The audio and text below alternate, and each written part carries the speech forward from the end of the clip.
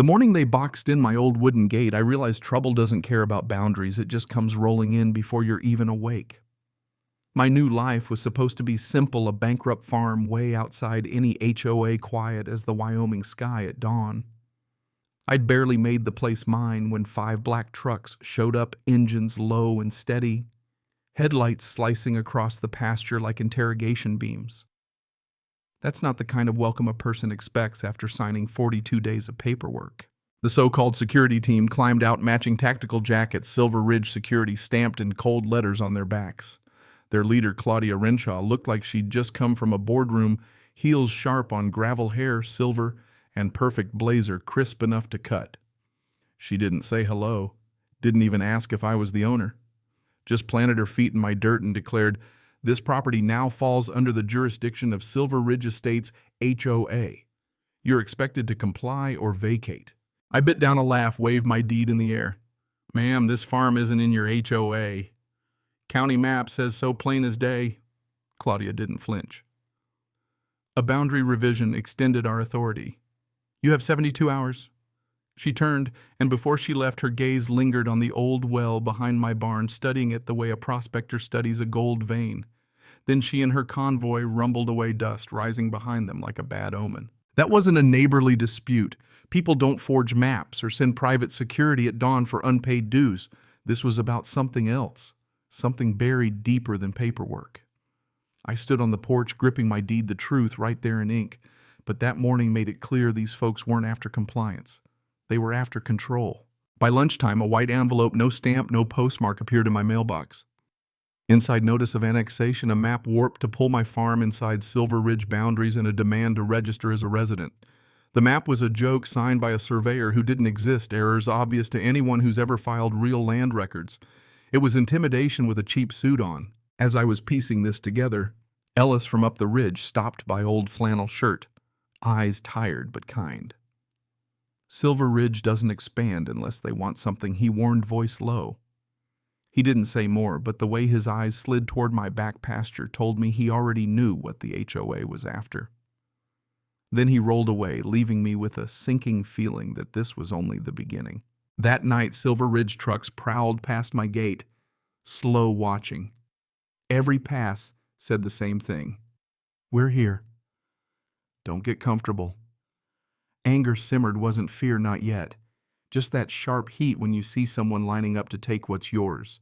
Before bed, I sat at the kitchen table, maps spread everywhere, my certified county map, their fake one. Their boundary line reached right up to my well, greedy and wrong. I scribbled a note, who forged this and why. Sleep didn't come easy after that. The next morning, I caught 2 men slipping through my back fence before sunrise, one with a flashlight, one with a yellow buzzing device, checking the well. When the floorboard creaked under my step, they bolted. I caught them on camera. Sent the footage to Mason Hart, a land rights attorney with a mean streak. Mason took one look and said, "You're not just up against an HOA. This is criminal. That well of yours is sitting on a registered aquifer, some of the cleanest water in the county." And suddenly it all clicked. Silver Ridge didn't care about dues or community standards. They wanted water. Real money, generational money, the kind that changes hands quietly unless someone stands in the way. It got ugly fast. Fake bills in the mail, late fees, more trucks, bank account, frozen insurance, canceled deliveries flagged as unsafe. They pressed every button to break me, make me sell, make me run. But pressure cuts both ways. I put up cameras, walked the fence line, watched as the same 2 security men kept coming back, drilling, sampling, never once asking permission. Sheriff Laura Keating came out to see the footage herself.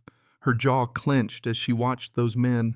Silver Ridge security, plain as day, cutting my fence, lowering gear into the well. "They're overreaching," she said, "and they're sloppy. Keep documenting everything." She knew a land grab when she saw one. Then the public hearing came. The county boardroom, packed cameras, rolling Silver Ridge residents on one side, my few allies on the other. Claudia showed up all navy suit and smirked, tried to bury the truth under piles of fake notices. But Mason laid out the maps, the deeds, the footage, step by step, showed how their annexation was a fiction. How the real surveyor retired before their map was even signed. Ron Dempsey, the old rancher, told his story how his family had been pushed out by the same tricks years ago. The room turned. Mason played the video. The board and the sheriff saw the truth. Silver Ridge had been trespassing, drilling, collecting data for a big payday. When the session ended, the board suspended every HOA action.